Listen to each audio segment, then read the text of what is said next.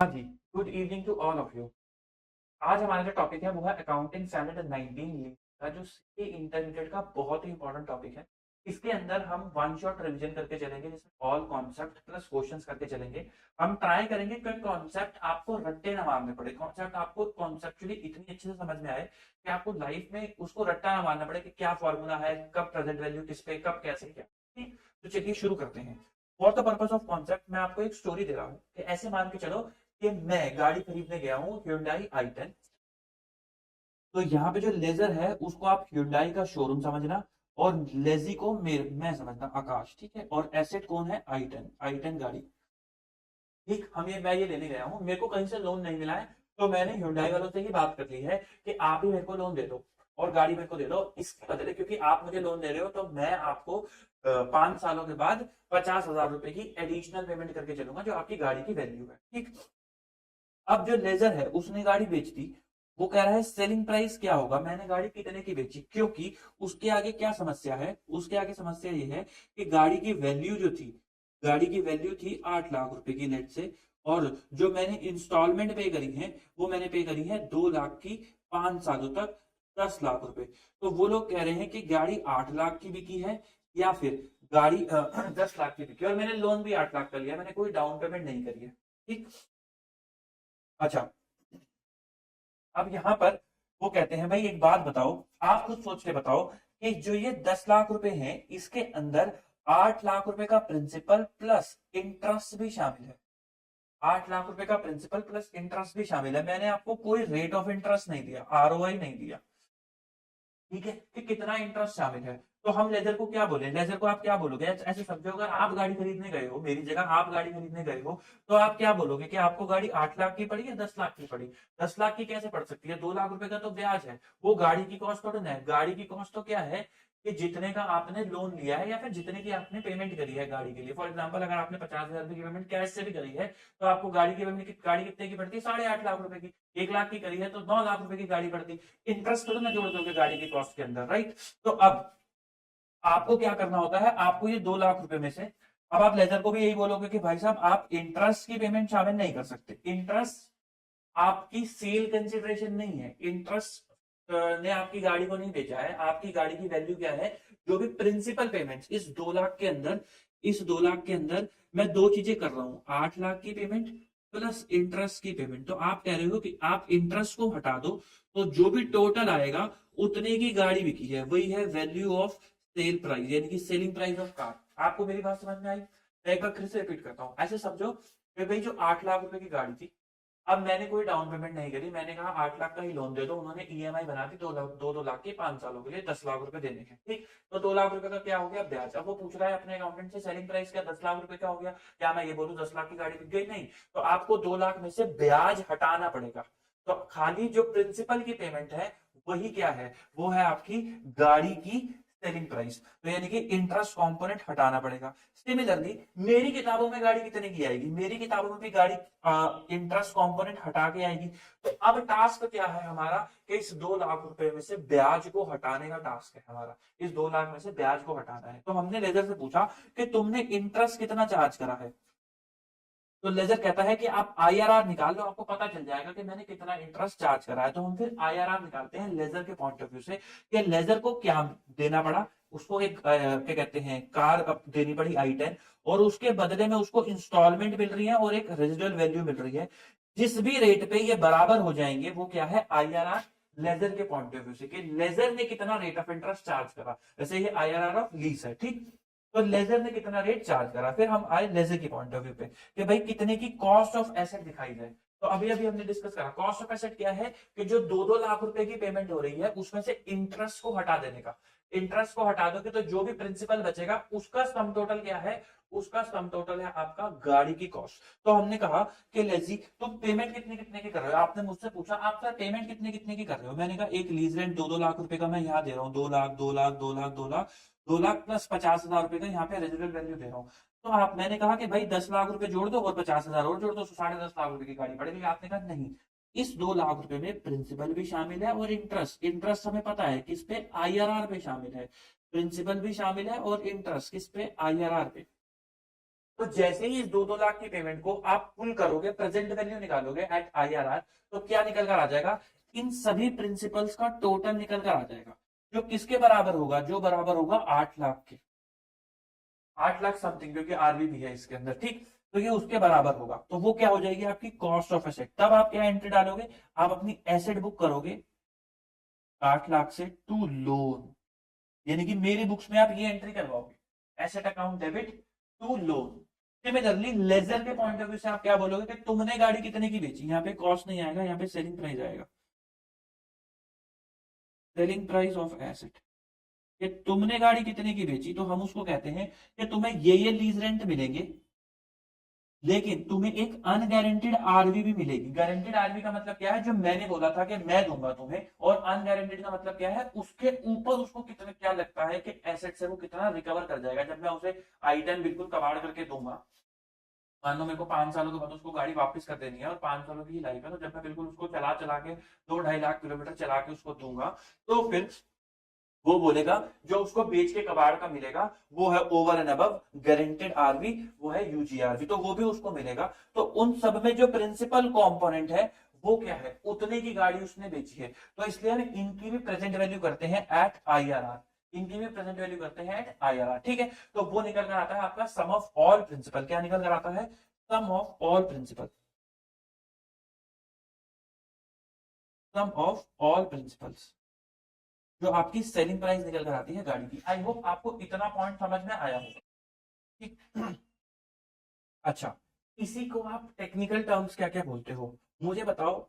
Lazy को यही आपकी ना एक्चुअली में फाइनेंस लीज, ये फाइनेंस लीज के अंदर आप क्या करते हो कि फाइनेंस लीज आप बोलते हो कि आप जो ईएमआई में दे रहा था वो अब किसकी फोटो बन जाती है, वो बन जाती है लीज रेंट की, और गाड़ी आप ले आते हो और गाड़ी को पूरा उसकी लाइफ जितनी है या फिर उसकी वैल्यू जितनी है वो आप पे कर देते हो, या लाइफ उसकी जितनी है गाड़ी की उतना आप उसको यूज कर लेते हो, फिर गाड़ी लौटा देते हो या फिर खुद रख लेते हो बड़ा ही नॉमिनल अमाउंट देके।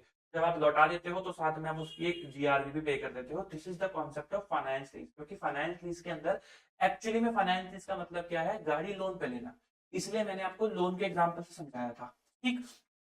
अब अगर आप फाइनेंस लीज के पॉइंट ऑफ व्यू से समझो कि टेक्निकल टर्म्स क्या क्या यूज होती हैं, तो मुझे बताओ कि मेरे को मिनिमम क्या क्या पेमेंट्स करनी थी, लीज रेंटल की पेमेंट्स करनी ही थी, जीआरबी की पेमेंट भी करनी थी, तो इन सब का टोटल बन जाता है MLP from stand point of view of lazy.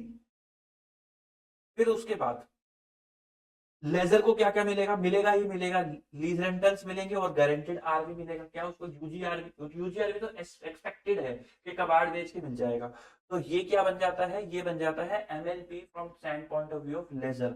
अच्छा, उसको जीआरवी मेरे से भी मिल सकती है और किसी और पार्टी से भी मिल सकती है, तो जीआरवी फ्रॉम लेजी और थर्ड पार्टी, लेकिन लेजी के लिए जो जीआरबी होगी वो हमेशा उसी के पॉइंट ऑफ व्यू से होगी। अगर किसी थर्ड पार्टी ने जीआरबी दे दी है तो लेजी को मतलब नहीं है, फिर वो मेरे एमएलपी में नहीं आएगा। फॉर एग्जांपल हमारे कॉन्ट्रैक्ट में कोई थर्ड पार्टी भी शामिल है जिसने एसेट खरीदनी है और वो देगा आरबी, तो फिर मेरे को मतलब नहीं है, फिर मेरे यहाँ नहीं आएगा, लेकिन लेजर के यहाँ आ जाएगा क्योंकि उसको तो मिलेगा ही ना, उसके लिए तो मतलब है मिनिमम पेमेंट तो उसको मिलेंगी मिलेंगी। तो this is the concept of MLP, ठीक।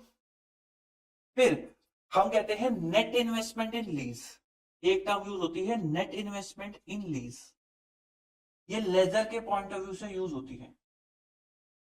तो हम कहते हैं कि भाई आपने एक्चुअली में नेट इन्वेस्टमेंट कितनी कर रखी है, जितना भी प्रिंसिपल कंपोनेंट्स है आपका इंक्लूडिंग यूजीआरबी का, वो सारी की सारी आपकी नेट इन्वेस्टमेंट है, तो इसलिए यानी कि प्रिंसिपल यानी कि present value of lease rental plus GRV plus UGRV, ये बन जाता है आपका नेट इन्वेस्टमेंट। और एक टर्म होती है ग्रॉस इन्वेस्टमेंट, ग्रॉस इन्वेस्टमेंट का मतलब क्या होता है, इंक्लूडिंग इंटरेस्ट, तो यानी कि सभी इन सब का टोटल, इन सब का टोटल क्या बन जाता है ग्रॉस इन्वेस्टमेंट, तो यानी कि lease rental plus guaranteed residual value plus unguaranteed residual value, वो बन जाती है ग्रॉस इन्वेस्टमेंट। और इन दोनों का डिफरेंस क्या बनकर आएगा, इंटरेस्ट, इसको क्या बोल देते हैं अनअर्न्ड फाइनेंस इनकम, इसको क्या बोल देते हैं अनअर्न्ड फाइनेंस इनकम, जो इंटरेस्ट निकल कर आता है। तो ये टेक्निकल टर्म्स आपके स्टैंडर्ड में यूज हैं जिनका बेसिक मतलब यही है, ठीक। आओ जरा पढ़ते हैं सवालों के ऊपर, page number 293। Question number 20, you are required to give the necessary journal entry at the inception of the lease to record the asset taken on finance lease in the books of lessee from the following information. Lease period क्या है 5 year, annual lease rental क्या है 50,000 जो and में पे होना है, guaranteed RV कितनी है 25,000 और fair value of the asset कितनी है 2 लाख, आईआरआर उसने आपको निकाल के दे दिया 12.6। तो मुझे जरा सोच के बताओ इस 50,000 के अंदर कौन कौन से कंपोनेंट होंगे, प्रिंसिपल प्लस इंटरेस्ट दोनों कंपोनेंट इसके अंदर शामिल होंगे। तो एसेट की वैल्यू कितने में दिखाओगे, जितना भी आपका प्रिंसिपल कंपोनेंट है। तो इस 50,000 में से आपको इंटरेस्ट को निकालना पड़ेगा। निकालने के लिए क्या करोगे, इसकी प्रेजेंट वैल्यू कर दोगे। तो 50,000 आपको पे करना है और 5वें साल में आपको कितना पे करना है 75,000। 12.6 आईआरआर है जो लेजर ने चार्ज कर रखा है, तो उसके आपने प्रेजेंट वैल्यू फैक्टर लिख दिया और प्रेजेंट वैल्यू निकाली जो कि कितना आया 1,91,500। एक चेक लग रखा है स्टैंडर्ड में 2 लाख रुपए का। वो कहते हैं कि आप जो एसेट की वैल्यू दिखाओगे लेजी की बुक्स में क्या दिखाओगे, asset account debit to loan. तो जो आप एसेट की वैल्यू दिखाओगे 2 लाख से ज्यादा नहीं दिखा सकते। आप तो कितनी दिखा रहे हो 1,91,500, तो कोई दिक्कत वाली बात ही नहीं है। जनरली 99% ऑफ द केसेस में वैल्यू कभी भी 2 लाख से ज्यादा आ ही नहीं सकती। उसका रीजन ये है कि जब आप आईआरआर निकाल रहे हो ना, कौन ध्यान से सोचो, जब आप आईआरआर निकाल रहे हो तो आप फेयर वैल्यू के बराबर ही कर रहे हो 2 लाख के, उसी को आप आईआरआर बोल रहे हो। तो जब उससे प्रेजेंट वैल्यू करोगे तो वो 2 लाख से ज्यादा आ ही कैसे जाएगा, इसका मतलब आपने आईआरआर गलत निकाला था अगर वो 2 लाख से ज्यादा आ रहा है। फिर भी आपसे इंस्टीट्यूट पूछता है सवालों में और आपका आंसर आता भी है 2 लाख से ज्यादा। ऐसा क्यों होता है, वो आपको बस चेक करने के लिए रैंडम आईआरआर का नंबर दे देते हैं 10% 15%। वो एक्चुअली में उस लीज का आईआरआर होता ही नहीं है, बस कॉन्सेप्ट चेक करने के लिए आपको दे देते हैं। एनीवे, तो 1,91,500 रुपए से आप एसेट को दिखाओगे एंड अपनी लोन को दिखाओगे। Asset account debit to lease liability 1,91,500। एक और क्वेश्चन करके चलते हैं, question number 13। S Square Private Limited has taken machinery on finance lease from SK Limited. The information is as under. Lease term कितनी है 4 साल की, fair value at inception of the lease कितनी है 20 लाख, लीज रेंटल कितनी है 6,25,000 at the end of year, guaranteed RV कितनी है 1,25, एक्सपेक्टेड आरवी कितनी है 3,75। तो यूजीआरवी कितनी हो गई 3,75 माइनस 1,25 2.5 लाख रुपए। आईआरआर उसने आपको दे रखा है 15%, डिस्काउंट रेट भी आपको दे रखे हैं। आपको लीज लायबिलिटी निकालनी है लेजी की किताबों में। तो सोचो जरा लेजी को क्या क्या देना पड़ रहा है, लेजी को देना पड़ रहा है 6,25,000, 6,25,000 कितने 4 सालों तक। तो 1 2 3 4 6,25,000, 6,25,000, 6,25,000, 6,25,000 और लास्ट में उसको देनी पड़ रही है 3,75 की 3.75 की आरबी। तो जरा सोच के बताओ इस 6,25 में क्या प्रिंसिपल भी शामिल है और इंटरेस्ट भी, इसके अंदर भी प्रिंसिपल भी शामिल है और इंटरेस्ट भी, प्रिंसिपल भी शामिल है और इंटरेस्ट भी, और सिमिलरली इसके अंदर भी प्रिंसिपल और इंटरेस्ट दोनों शामिल है। आपको किस पे दिखाना है सम ऑफ ऑल प्रिंसिपल, तो आपको 6,25 की प्रेजेंट वैल्यू करनी पड़ेगी। जो भी मिनिमम पेमेंट लेजी को रिक्वायर्ड है उसमें से इंटरेस्ट कंपोनेंट हटाना पड़ेगा। तो आपको प्रेजेंट वैल्यू जैसे ही आप करोगे तो इंटरेस्ट कंपोनेंट हट जाएगा। तो जैसे ही इंटरेस्ट कंपोनेंट हटेगा तो आपके पास क्या आ जाएगी कॉस्ट ऑफ द मशीन। तो 6,25 की हमने करी प्रेजेंट वैल्यू, 6,25 6,25 6,25 लास्ट में 7.5 क्यों लिखा, क्योंकि हमने आरवी भी जोड़ दी होगी। और 15% आईआरआर आपको गिवन है, उसके प्रेजेंट वैल्यू फैक्टर से जब हमने निकाला कॉस्ट ऑफ एसेट कितना आ गया 18,55,850। तो आप क्या एंट्री डालोगे, asset account debit to loan 18,55,850। इतने रुपए से आप एसेट को दिखाओगे और इतने रुपए से आप लोन को दिखाओगे इन लेजीज बुक्स। ठीक, अच्छा अब इसी में देख लेते हैं कि जो लेजर होगा वो क्या करता। हमारा लेजर वाला पार्ट भी कंप्लीट हो जाएगा। भाई लेजर कहता कि उसको 1 2 3 4 6,25,000, 6,25,000, 6,25,000 और लास्ट में उसको मिलने थे 6,25 प्लस 3,75, 6,25,000 प्लस 3,75,000, 10 लाख रुपए, 10 लाख रुपीज। इन सब की प्रेजेंट वैल्यू जब वो करता तो उसको पता चलता कि उसने क्या सेलिंग प्राइस जो है उसकी एसेट का क्या है। तो वो है 15% पे 86967561। तो 6,25,000 into 0.8696 plus 6,25,000 into 7561 0.7561 plus 6,25,000 into 6575 0.6575 plus 10 lakh into 5718 0.5718। तो आओ जी 0.8696 plus 0.7561 plus 0.6575 into 6,25,000 14,27,000 14,27,000 plus 10 lakh into 0.5718 5,71,800 plus 14,27,000 तो 19,98,800 यानी कि उन्होंने IRR से निकाल रखा है। तो इतने रुपए की वो वैल्यू दिखाएगा लीज रिसीवेबल पे। रिपीट 19,98,800 और 2 एसेट। एसेट कितने में दिखाएगा? जो भी उसकी बुक्स में कैरिंग वैल्यू आ रही होगी, यानी कि बुक वैल्यू जो भी आ रही होगी। और डिफरेंस क्या हो जाएगा? डिफरेंस चला जाएगा प्रॉफिट एंड लॉस अकाउंट में, गेन और लॉस। ठीक, वो P&L में चला जाएगा गेन और लॉस। अच्छा, इसको मैं किस नाम से बोल सकता हूं? इसको मैं बोल सकता हूं नेट इन्वेस्टमेंट इन लीज। ग्रॉस इन्वेस्टमेंट क्या है? ग्रॉस इन्वेस्टमेंट क्या है? ग्रॉस इन्वेस्टमेंट होगी 6,25,000 into 4 plus 6,25,000 into 4 plus 3,75,000। 6,25,000 plus 3,75,000 10 lakh ज्यादा आनी चाहिए। 6,25,000 इंटू 4 प्लस 3,75,000 तो 28,75,000। Unearned finance income is equal to 28,75,000 minus 19,98,800 minus 19,98,800 8,73,200। This is called lessor accounting. Lease receivable का बैलेंस उसके लिए कैसे चलेगा? जैसे उसने लोन दे रखा है, हर साल वो 15% की रेट पे ब्याज बुक करता जाएगा और इंस्टॉलमेंट जो ये 6-25 की है उनकी रिसिप्ट की एंट्री करता जाएगा। लेजी क्या करेगा? लेजी जो करेगा एसेट टू लोन, तो वो जो लोन उसने दिखाया होगा कितने का? इतने का 18,55,850 का, वो इस पे हर साल 15% की रेट पे ब्याज बुक करता जाएगा।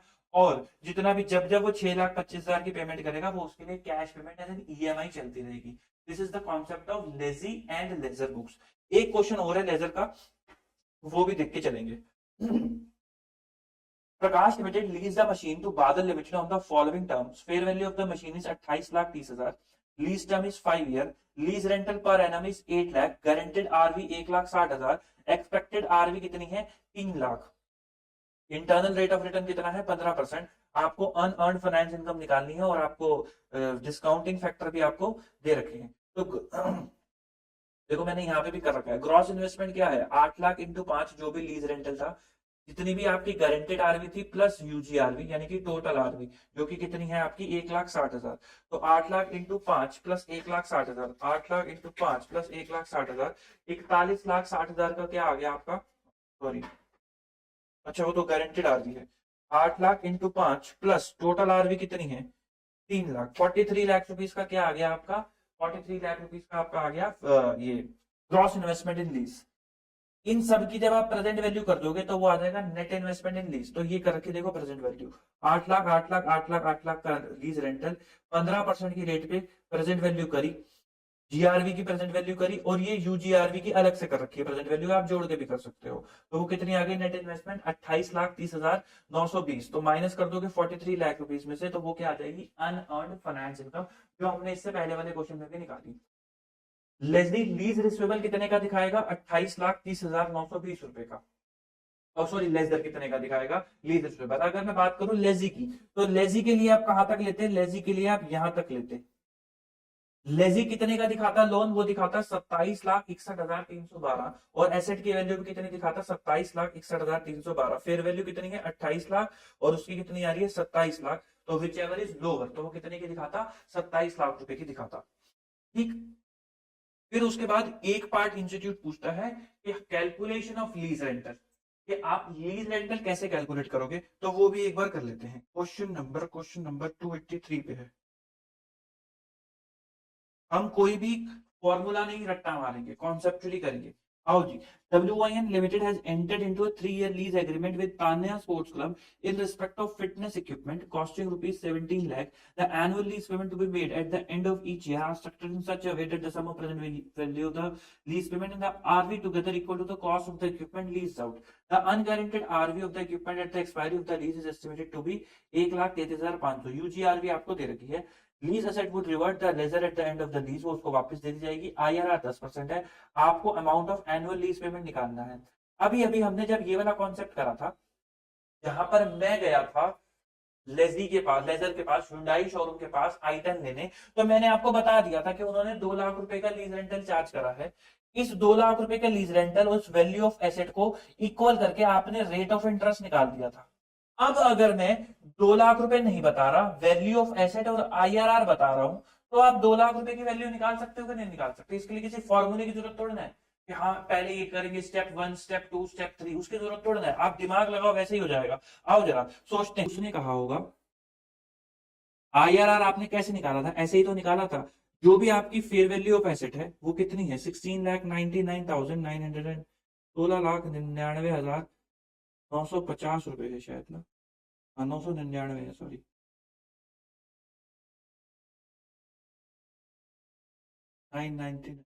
पहले साल का लीज रेंटल एक्स, दूसरे साल का एक्स, अच्छा 3 ही साल है, और तीसरे साल का एक्स प्लस उसको एक रिटर्न और आई होगी। एक दूसरी रिटर्न कौन सी आई होगी? 1,33,500 की UGRV भी उसको रिसीव हुई होगी।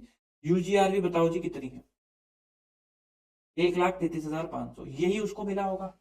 इन सब की प्रेजेंट वैल्यू अगर आप करोगे एट 15%, सॉरी 10%, तो वो किसके बराबर होनी चाहिए? 16,99,000। तो 16,99,999 is equal to X into 0.909। यही प्रेजेंट वैल्यू फैक्टर आपको दे रखे हैं। 0.826 प्लस एक्स प्लस 1,33,500 इंटू 0.751। तो आओ जरा कर लो। 0.909 प्लस 0.826, चलो ऐसे कर लेते हैं। 0.909x plus 0.826x plus 0.751x plus 1,33,500 into 0.751, तो 100,25 0.909 plus 0.826 plus 0.751, 2.486x 2.486x plus 100,258.5, 16,99,999। X is equal to 16,99,999 minus 100,258.5 divided by 2.486। बताओ जी, 16,99,999 माइनस 100,258.5 डिवाइडेड बाय 2.486, तो x आ गया 6,43,500। इतना ही लीज रेंटल उसने चार्ज करा होगा, 6,43,500। किसी फॉर्मूले की रट्टे मारने की जरूरत थोड़ी ना है। अगर आपको कॉन्सेप्ट पता है, आपको पता है कि IRR काम कैसे करता है, IRR का प्रेजेंट वैल्यू का मतलब क्या है, तो आपके लिए लाइफ भी आसान है और कोर्स भी आसान है और क्वेश्चंस भी आसान है। ठीक, चलो एक और क्वेश्चन करते हैं ऑपरेटिंग लीज का। ऑल्दो अभी हमने ऑपरेटिंग लीज की चर्चा नहीं करी है, अब हमें अपनी चर्चा में ऑपरेटिंग लीज को भी घुसा देना पड़ेगा। चलो, तो जैसे मैंने फाइनेंस लीज में आपको बोला कि फाइनेंस लीज का मतलब क्या है, अभी हम क्लासिफिकेशन की भी चर्चा करेंगे। फाइनेंस लीज का मतलब क्या है कि आप एक्चुअली में एसेट खरीदने गए हो, वो जो लीज रेंटल है वो एक्चुअली में EMI है। तभी लेजी जब वो लेने गया है, जब मैं i10 लेने गया था, अपनी किताबों में एसेट दिखाता है और लेजर अपनी किताबों से एसेट को टाटा बाय बाय कर देता है, क्योंकि उसने एसेट बेच दी और मैंने एसेट खरीद ली। वो लीज रेंटल एक्चुअली में जो है वो लीज रेंटल नहीं है, वो EMI हैं। वो लीज के एग्रीमेंट में आपको लीज रेंटल दिखाया जा रहा है बस, तो हम उन्हीं लीज रेंटल को EMI मान के काम करते हैं। ऑपरेटिंग लीज में ऐसा नहीं होता। ऑपरेटिंग लीज में होता है कि आपने एसेट ली है यूज करने के लिए, एसेट उसी का है, आपका नहीं है, तो दिस इज ऑपरेटिंग लीज। कैसे चेक करते हैं वो क्लासिफिकेशन जब करेंगे उसकी चर्चा करेंगे। तो ऑपरेटिंग लीज में आप कोई एसेट नहीं लेते, ऑपरेटिंग लीज में लेजी के पास एसेट नहीं आता, लेजर के पास ही एसेट रहता है, तो डेप्रिसिएशन इसके पास नहीं आएगा और डेप्रिसिएशन इसके पास ही रहेगा। अच्छा, फाइनेंस लीज जब आप करते हो, क्योंकि एसेट आई 10 मेरी किताबों में है, तो I10 पे लगने वाला डेप्रिसिएशन भी मेरी किताबों में आएगा, उसके पास नहीं आएगा। ठीक, तो यहां पर बस P&L के अंदर क्या बुक होता है, रेंट का एक्सपेंस, और यहां पर P&L के अंदर जाता है रेंट की इनकम। आपका मैचिंग कॉन्सेप्ट जो आप 11वीं क्लास पढ़ते थे वो आपको सिखाता है कि भाई साहब जब भी कोई खर्चा डालोगे तो उसको उस मैचिंग रेवेन्यू यहां पर होना चाहिए। सिमिलरली जब कोई इनकम यहां डालोगे उससे मैचिंग खर्चा यहां पर होना चाहिए। तो उसी मैचिंग कॉन्सेप्ट को मद्देनजर रखते हुए स्टैंडर्ड बोलता है कि भाई साहब आप ये देख लेना कि पैटर्न क्या है बेनिफिट का, बेनिफिट का जो पैटर्न है उसी की रेशियो में अपने लीज रेंटल को P&L के अंदर डालना।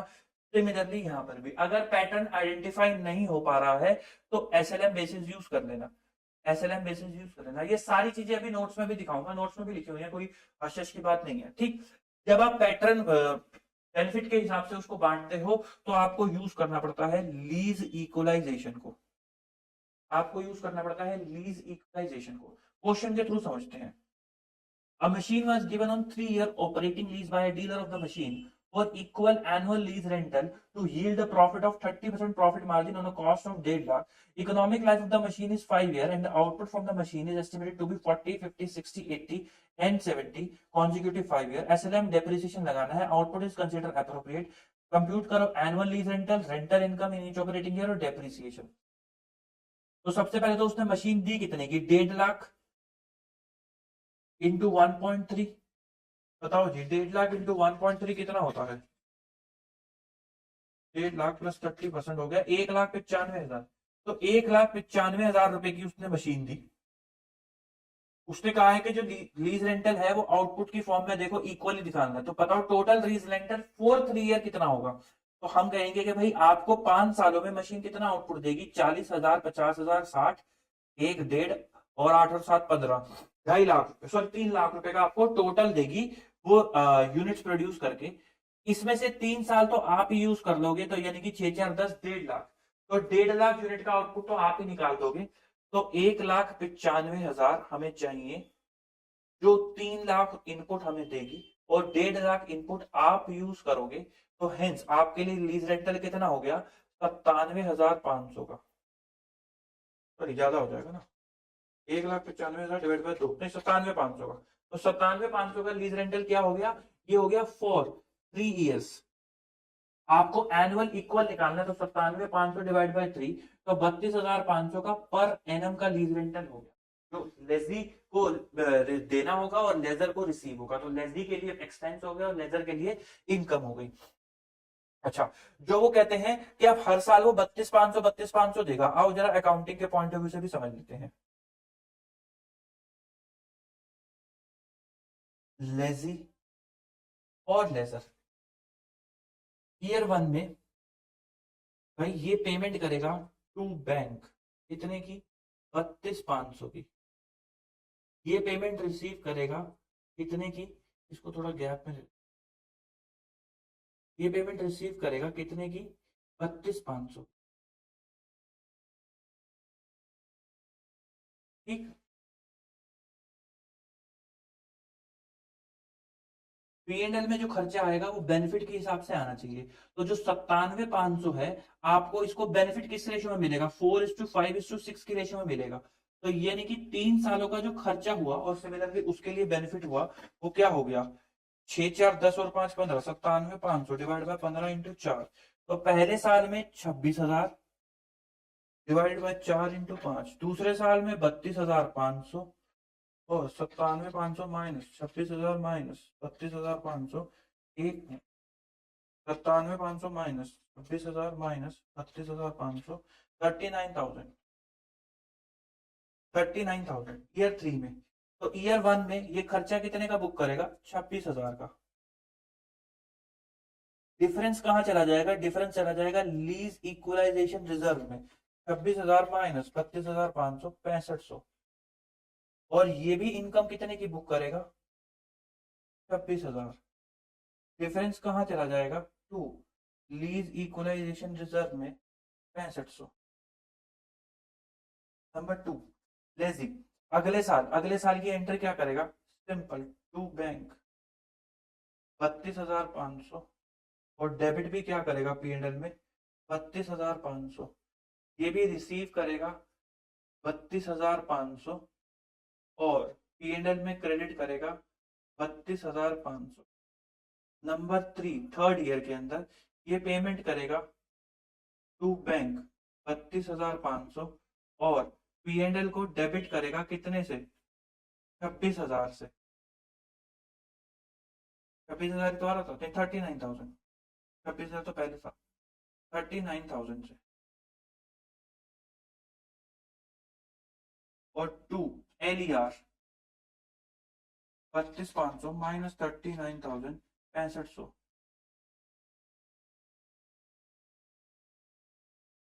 Bank account debit 32,500 to P&L 39,000 और LER। This is the accounting for operating lease, इससे बाहर नहीं है।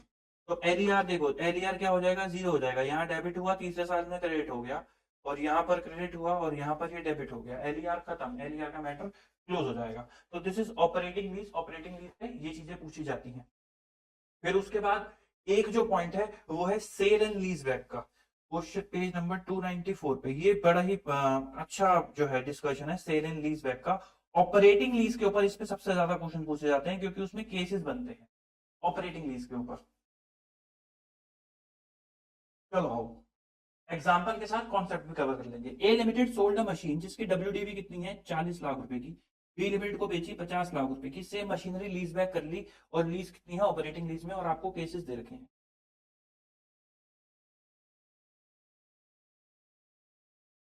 एक तो है इसके अंदर बुक वैल्यू, एक है फेयर वैल्यू, और एक है इसके अंदर सेलिंग प्राइस।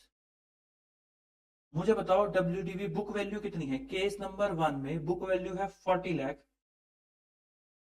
सेलिंग प्राइस है 50 लाख और फेयर वैल्यू भी है 50 लाख। ये भी 50 और ये भी 50। जरा ध्यान से सुनना मेरी बात को, आपको कोई रट्टा नहीं मारना पड़ेगा। मुझे बताओ जब बुक वैल्यू से वो फेयर वैल्यू बढ़ गई तो ये क्या हो गया? ये हो गया एक्चुअल गेन। कितने का? 10 लाख रुपीज का। क्या कोई नोशनल गेन भी हुआ है? इसको हम किस में, इसको इस पेन से लिख लेते हैं, ब्लैक से लिख लेते हैं। क्या कोई नोशनल गेन भी हुआ है? वो है जीरो। एक्चुअल गेन हुआ है। एक्चुअल गेन को कहां लेके जाओगे? एक्चुअल गेन को लेके जाओगे profit and loss account. Case number 2 fair value कितनी है? 60 लाख। तो यानी कि book value 40 lakh, fair value 60 lakh और सेलिंग प्राइस 50 लाख। मुझे जरा बताओ एक्चुअल गेन कितना हुआ है? एक्चुअल गेन हुआ है 20 लाख का। और नोशनल गेन कितने का हुआ है? नोशनल गेन हुआ है 10 लाख।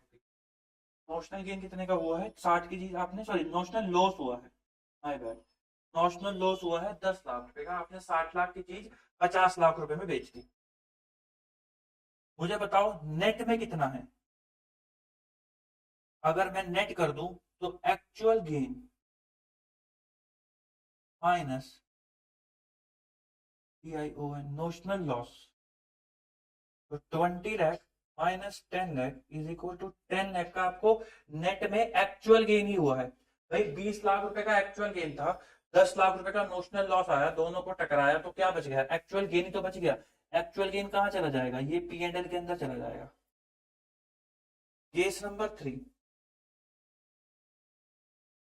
बुक वैल्यू कितनी है? 40 लाख, फेयर वैल्यू कितनी है? 45, selling price is 38। Fair value 45, selling price is 38। मुझे बताओ एक्चुअल गेन कितने का हुआ है? एक्चुअल गेन हुआ है आपको 5 लाख रुपए का, और नोशनल लॉस कितने का हुआ है 45 माइनस 30, 7 लाख। बताओ नेट कर दूं, अगर मैं नेट कर दूं तो 5 - 7, तो 2 लाख रुपए का ये क्या बच गया, नोशनल लॉस। तो नोशनल लॉस की ट्रीटमेंट क्या होती है, आप या इसको डेफर कर दोगे if future period lease rental जो है वो एडजस्टेड है, अदरवाइज आप पी एंड एल में डाल दोगे। ठीक। केस नंबर 4, केस नंबर 4 कहाँ गया, ये रहा, 40 लाख और 50 लाख, तो कर नहीं लिया था, नहीं करा था। 40 लाख और 50 लाख, 40 लाख, 40 लाख और 50 लाख। बताओ जी एक्चुअल गेन कितना का है, एक्चुअल गेन और लॉस है 0, नोशनल गेन हो गया कितने का, 10 लाख रुपए का। इसको क्या कर देते हो, डेफर कर देते हो। नंबर 5, 46 और 50, 40 लाख, 46 और 50। एक्चुअल गेन कितने का है, एक्चुअल गेन है 6 लाख रुपए का, और नोशनल लॉस कितने का है, नोशनल गेन कितने का है 4 लाख रुपए का। 40 की चीज आपकी एक्चुअली में 46 की हो गई, तो आपको एक्चुअल गेन कितने का हो गया, 6 लाख रुपए का हो गया। अगर आपको एक्चुअल गेन 6 लाख रुपए का हो गया, ये कहां जाएगा, वो नोशनल गेन है, दोनों ही गेन है, इधर भी गेन है इधर भी गेन है, तो नेट नहीं कर सकते भाई। गेन और लॉस को नेट करोगे ना, गेन और गेन को तो जोड़ जोड़ दोगे, या लॉस और लॉस को तो जोड़ोगे, तो इसलिए आप इसको नेट नहीं कर सकते। एक्चुअल गेन को कहां लेके जाओगे, पी एंड एल में, और इसको क्या कर दोगे, डेफर। केस नंबर 6, हमने अभी कौन सा करा था, 46 और 50 ना, हाँ। तो अब है 35 और 39, 40, 35 और 39। तो बताओ एक्चुअल तो लॉस हो गया, काम ही खत्म, 5 लाख रुपए का, और नोशनल गेन हो गया 4 लाख रुपए का।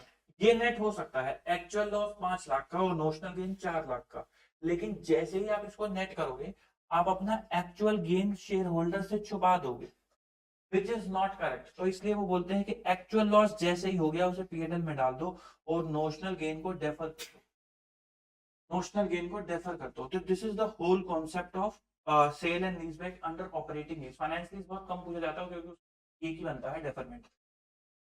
तो मैंने आपको कहा कि कैसे है उस पर चर्चा करते हैं। भाई अगर एक्चुअल लॉस आए तो पीएनएल में डाल देना, अगर इधर एक्चुअल गेन आए और उधर नोशनल लॉस आए तो नेट ऑफ करके देख लेना। अगर एक्चुअल बचे तो पीएनएल में डाल देना, नोशनल बचे तो जैसे ट्रीटमेंट होती है, गेन है तो डेफरमेंट, लॉस है तो डेफरमेंट, अगर फ्यूचर लीज रेंटल अफेक्टेड है, अदरवाइज पीएनएल। अगर इधर भी गेन आए एक्चुअल में और नोशनल में भी गेन आए, दोनों में ही गेन गेन आ गया, तो उसने सेट ऑफ मत करना, एक्चुअल की अलग ट्रीटमेंट, नोशनल की अलग ट्रीटमेंट। सिंपल से ये 3 रूल्स है, इसको याद कर लो, आपका ऑपरेटिंग लीज वाला काम हो जाएगा।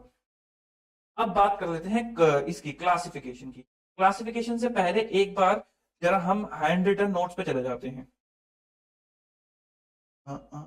चैप्टर 17, हाँ।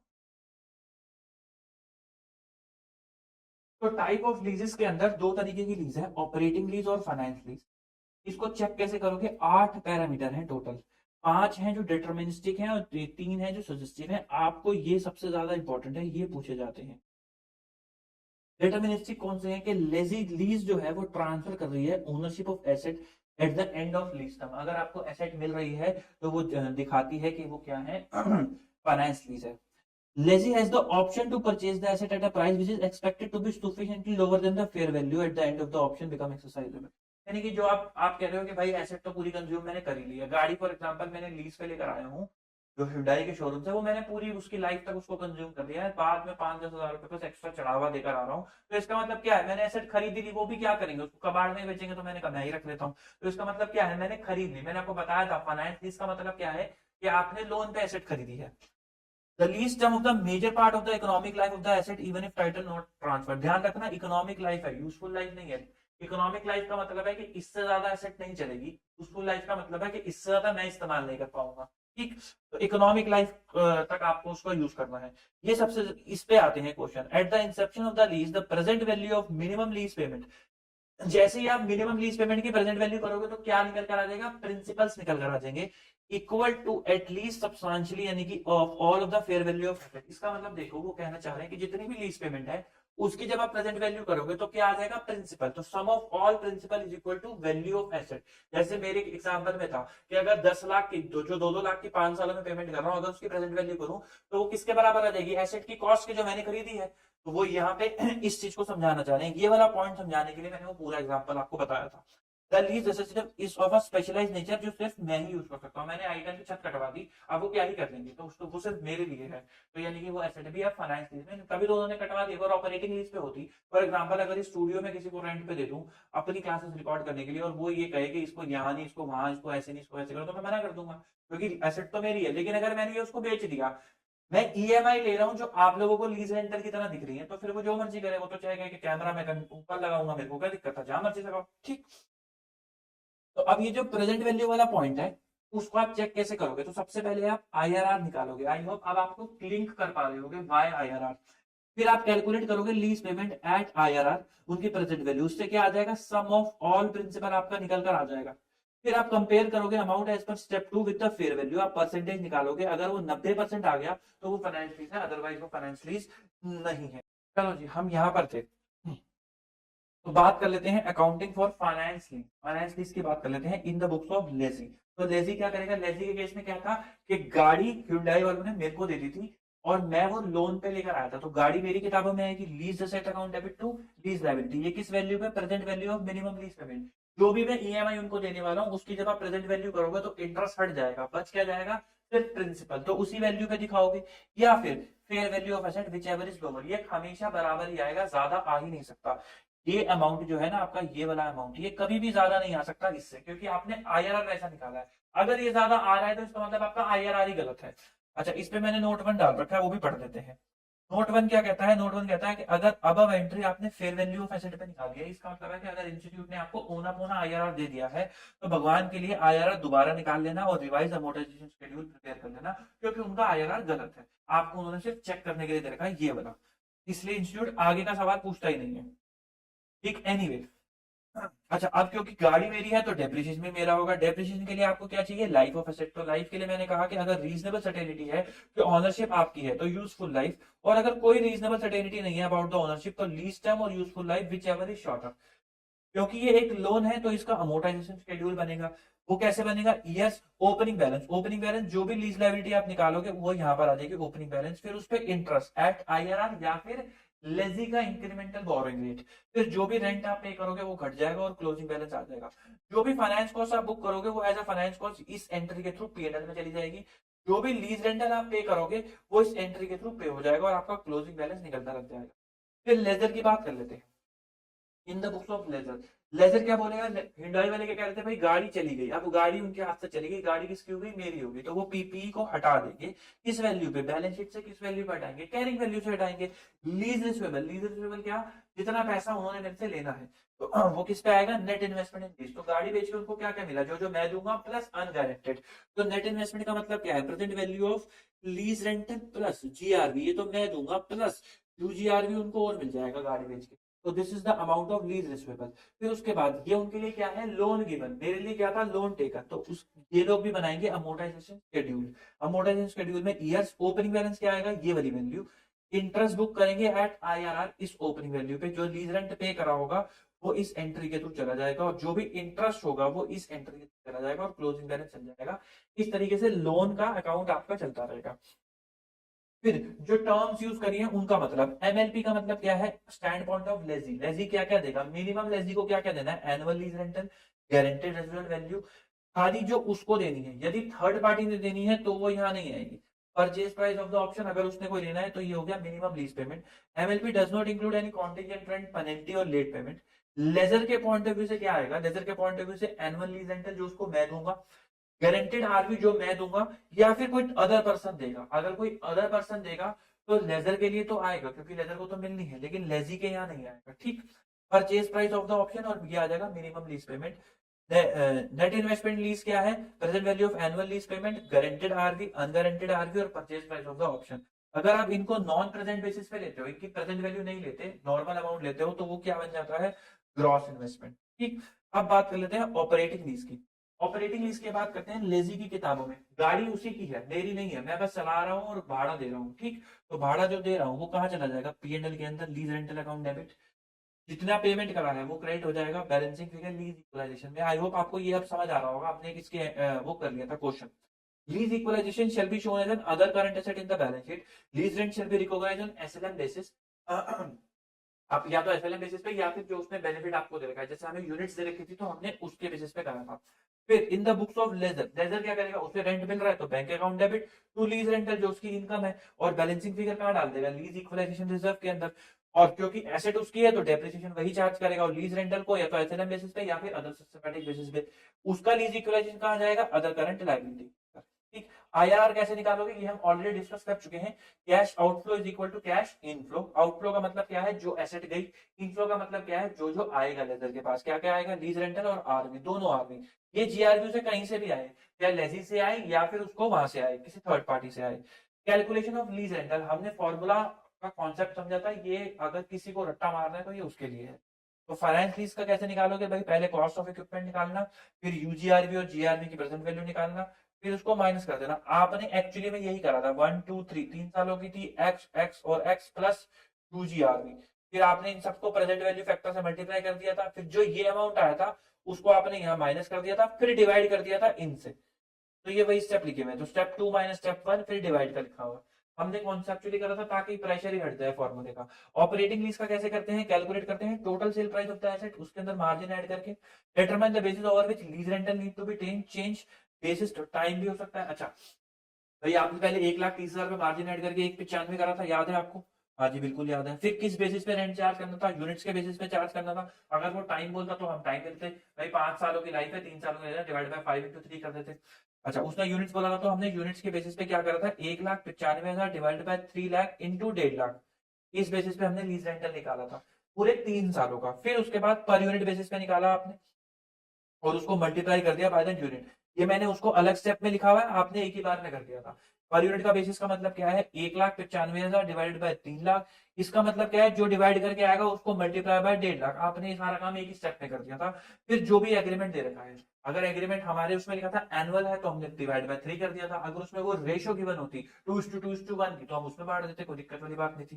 ठीक। फिर आ जाते हैं सेल एंड लीज बैक पे। Sale and lease back finance lease के केस में ऑलवेज क्या होता है, अमोर्टाइज और प्रोपोर्शनल टू द डेप्रिसिएशन को अमोर्टाइज करा जाता है।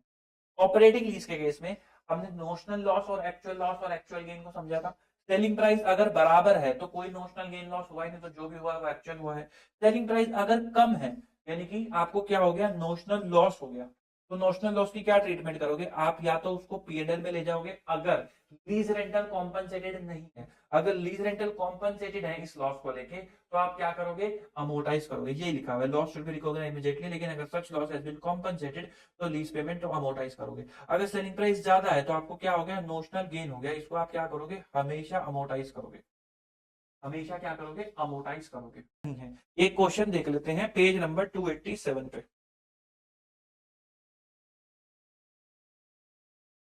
VP lease from NL Limited, the condition of the lease term are as under। Lease period कितना है, 3 साल।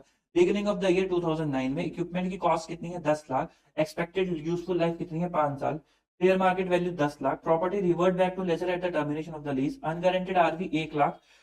3 equal annual payment are made at the end of each year. IRR कितना है, 10%। Present value कितनी है, 3 सालों की, थर्ड ईयर की 7513।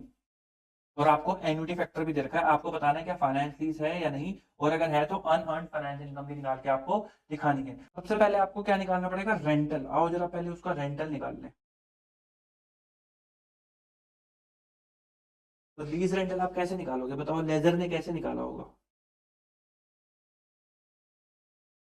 लेजर ने कहा होगा जी 10 लाख रुपए की एसेट है, कितने साल है, 3 है, 1 2 और 3, एक्स एक्स और एक्स प्लस यहाँ पे उसको क्या मिलेगा, अनगारंटेड आरवी 1 लाख रुपए।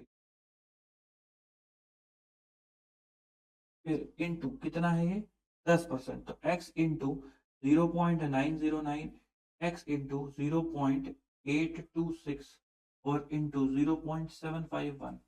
क्या पेपर में भी ऐसे कर कर आए, नहीं पेपर में आप ऐसे करके आ सकते हो। कैलकुलेशन ऑफ लीज रेंटल थोड़ी प्रेजेंटेशन के साथ कर देते हैं। हियर 1 लीज रेंटल x और x plus 1 lakh, present value factor 0.909, 0.826, 0.751 और amount 0.909 x, 0.826x, 0.751 x plus 75,100। ये सब किसके बराबर होना चाहिए? अब 10 लाख के बराबर होना चाहिए। तो 10 lakh is equal to 0.909 plus 0.82 plus 0.751 2.486x plus 75,100 x is 1 lakh minus 75,000 divided by 2.486। Sorry 10 lakh होगा ना, ये तो 1 लाख गलत है। 10 लाख माइनस 75,100 डिवाइडेड बाय 2.486, तो x इज इक्वल टू 3,72,043, 3,72,043। यहाँ पे राउंड ऑफ का फर्क आ रहा है, ठीक। अब जो 3,72 की आपने पेमेंट करी है, इन सब की जब आप प्रेजेंट वैल्यू निकालोगे, क्लासिफिकेशन चेक करने के लिए 1, 2 और 3 पेमेंट हो रही है 3,72,043, 3,72,043, 3,72,043। कोई गारंटेड आरवी भी है क्या?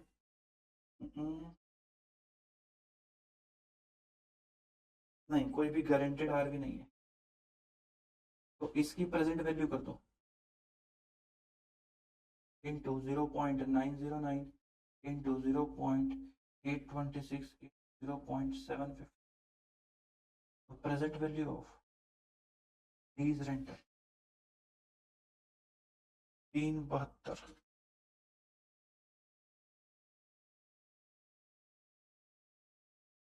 043 2.909 909 3,38,188 043 0.8 307 307 plus 043 0.7 plus 279,404 plus 307 plus 338,180, तो 9,24,900। तो ये कितना परसेंटेज है फेयर वैल्यू पे? 924,900 डिवाइडेड बाय 10 लाख इंटू 100, 92% 0.5। तो greater than 90%, it is a finance lease. क्या हो जाएगी आपकी? फाइनेंस लीज हो जाएगी। दीज आर द पैरामीटर्स जिनके बेसिस पे आप चेक करते हो। अच्छा, अनअर्न्ड फाइनेंस इनकम भी उसने कहा था, वो भी निकालो। तो बताओ ग्रॉस इन्वेस्टमेंट इन लीज कितनी होगी? जितनी भी आपने लीज रेंटल की पेमेंट करी है वो आ रहा था आपका 3,72,043 इंटू 3 प्लस 1 लाख की QGRV 12,16,129। ये क्या होगी? ग्रॉस इन्वेस्टमेंट इन लीज। तो ग्रॉस इन्वेस्टमेंट इन लीज ये इस रेंटल के हिसाब से निकाल रखी है। 12-15 हमारा 1,000 ज्यादा आ रहा है क्योंकि वो राउंडिंग ऑफ की वजह से। नेट इन्वेस्टमेंट इन लीज कितनी है? और मैं ग्रॉस इन्वेस्टमेंट की बात करूं तो ग्रॉस कितने की आ गई? 12,16,129 और नेट इन्वेस्टमेंट आ गई 9,24,900 प्लस 1 लाख की थी ना वो 75,100 प्लस 75,001। तो 9,24,900 प्लस 75,100 10 लाख माइनस 12,16,129, तो 2,16,129। हमारी 2,16 आ रही है, वो राउंडिंग ऑफ की वजह से डिफरेंस। तो this is accounting standard 19। I hope आपको कॉन्सेप्चुअली समझ में आया होगा, और जो जिन लोगों ने रट्टा मार रखा है स्टेप्स का, फॉर्मूलों का, उनके दिमाग से वो प्रेशर हटा होगा कि उनको रोज सुबह उठ के रिवाइज करना। The only thing that matter is the concept, जो आपके दिमाग में लॉन्ग टर्म में फिट हो जाएगा। तो आपको कभी भी सवाल को करते वक्त ये ध्यान नहीं करना पड़ेगा कि क्या ये ऐड होगा या ये लेस होगा। अगर आप कॉन्सेप्चुअली करते हैं तो तो मिलते हैं आपसे अगली वीडियो में। अब तक के लिए इतना ही। Good bye, tata, good.